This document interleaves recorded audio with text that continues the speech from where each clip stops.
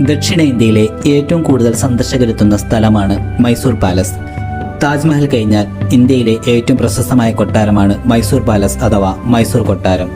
അംബാവിലാസ് കൊട്ടാരം എന്ന പേരിലും ഇതറിയപ്പെടുന്നു. മൈസൂർ ഭരിച്ചിരുന്ന വാഡിയർ രാജവംശത്തിന്റെ ഔദ്യോഗിക വസതിയായിരുന്നു ഈ കൊട്ടാരം. കൊട്ടാരങ്ങളുടെ നഗരം എന്നാണ് മൈസൂർ അറിയപ്പെടുന്നത്. ഇന്ന് ഇന്ത്യയുടെ ഒരു പ്രധാന വിനോദസഞ്ചാര കേന്ദ്രമാണ് മൈസൂർ പാലസ്. പ്രതിവർഷം 27 ലക്ഷത്തോളം സഞ്ചാരികൾ ഈ കൊട്ടാരം സന്ദർശിക്കുന്നുണ്ട്. കൊട്ടാരത്തിനുള്ളിലേക്കുള്ള പ്രവേശനം 10 മുതൽ 18 വയസ്സ് വരെ ഉള്ളവർക്ക് 50 രൂപയും 18 വയസ്സിന് മുകളിലുള്ളവർക്ക് 100 രൂപയും വിദേശികളിൽ നിന്ന് 200 രൂപയുമാണ് ചാർജ് ഈടാക്കുന്നത്. കൊട്ടാരത്തിനുള്ളിലേക്ക് പാദരക്ഷകൾ അനുവദിക്കുന്നതല്ല. 14-ാം നൂറ്റാണ്ടിലാണ് ആദ്യമായി ഈ കൊട്ടാരം നിർമ്മിക്കുന്നത്. എന്നാൽ പിൽക്കാലത്ത് പലവട്ടം അത് തകർക്കപ്പെടുകയും ചെയ്തു. ഇന്ന് നാം കാണുന്ന ഈ കൊട്ടാരത്തിന്റെ നിർമ്മാണം 1897-ലാണ് ആരംഭിക്കുന്നത്. 1912-ൽ ഇതിന്റെ പണി പൂർത്തീകരിക്കുകയും ചെയ്തു.